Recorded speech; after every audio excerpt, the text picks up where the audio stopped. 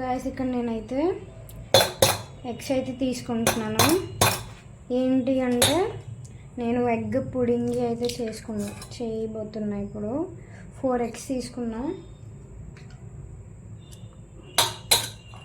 ఈ 4 ఎగ్స్ని ఫస్ట్ బాగా కలుపుకోవచ్చు.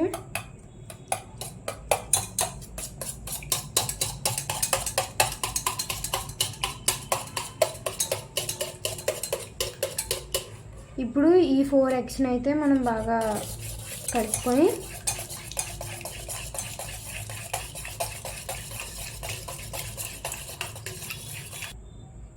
ఇక్కడైతే బేకింగ్ సోడా వేసుకుంటున్నాం. బేకింగ్ సోడా, పాలు. దీన్ని ఎగ్ పుడింగ్ ఇంకా వేరేలా కూడా చేసుకుంటారు, బ్రెడ్తో కూడా. ఇక్కడ నేనైతే పాలు గుడ్డుతో చేసుకుంటున్నా. ముందు దీన్ని బాగా కలిపేసుకోవచ్చు. అండ్ పంచదార, దీంట్లో పంచదార కొద్దిగా ఎక్కువ వేసుకుంటే టేస్ట్ వస్తుంది. ఇప్పుడు ఇది ఇలా కలుపుకుంటూ ఉందాం. కలుపుకున్నాక దీంట్లోకి నేనైతే ఇంకేం వేయట్లేదు, సారీ.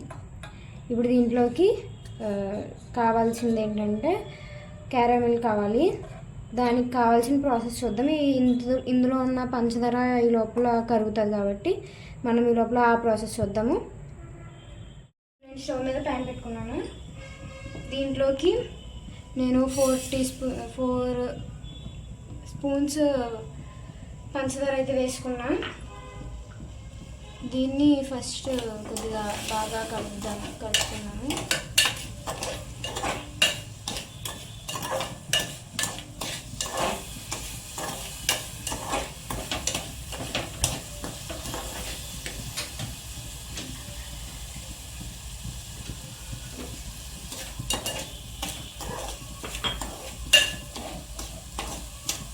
ఇప్పుడు వాటర్ అనేది వేసుకుందాం. కొద్దిగా యాడ్ చేసుకున్నాము.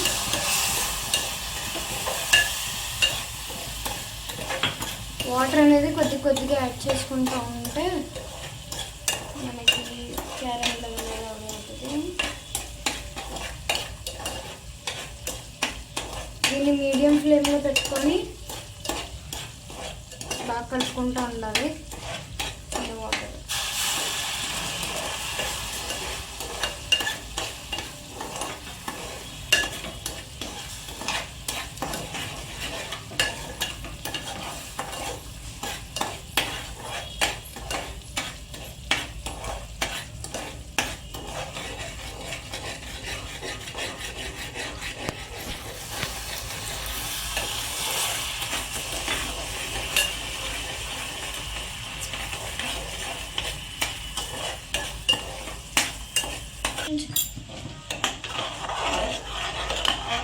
చూసారా, ఇక్కడ కలర్ అయితే మారింది. ఇప్పుడు ఇలా కలర్ వచ్చింది కదా, స్టవ్ ఆఫ్ చేసుకొని ఇప్పుడైతే నేను ఒక షేప్ ఉన్న బౌల్లోకి అయితే వేసుకుంటున్నాను. ఇది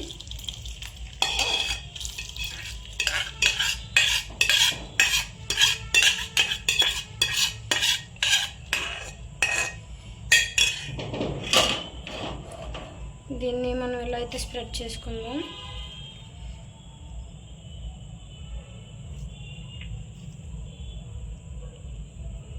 ఓకే, చూసారా, బాగుంది కదా. అండ్ ఇప్పుడు దీంట్లోకి అయితే మనం రెడీ చేసుకున్న దాన్ని వేసుకోవచ్చు. చూసారా, ఇక్కడ నేను దీన్ని రెడీ చేసుకున్నది అయితే వేసుకున్నాను కదా.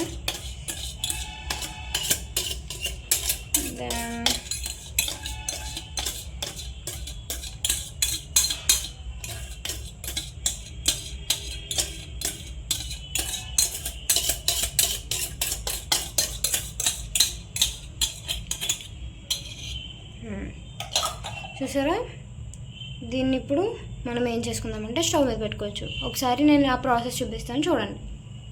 నేను ఇప్పుడైతే ఒక పెద్ద ప్యాన్లోకి ఇలాగా వాటర్ వేసుకొని ఒక మూత అయితే పెట్టుకున్నాను. దాని మీదకి ఇదైతే పెట్టుకుంటున్నాను. నేను ఇప్పుడు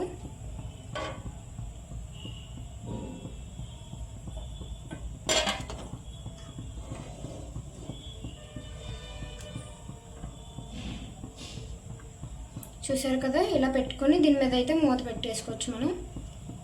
అంతే, ఒక 5 మినిట్స్ ఆగిన తర్వాత తెరిచి చూద్దాం. అయితే చూడండి, నేనైతే మూత ఓపెన్ చేస్తాను, ఎలా వచ్చిందో చూద్దాము.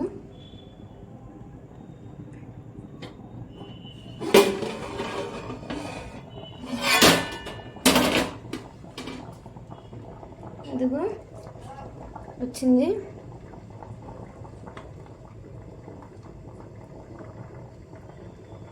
చాలా బాగా వచ్చింది. ఇదిగోండి, ఇప్పుడు దీన్ని అయితే నేను తీసి చూపిస్తాను ఎలా వచ్చిందో. సో ఇప్పుడైతే ఎగ్ పుడింగ్ అయితే అయిపోయింది.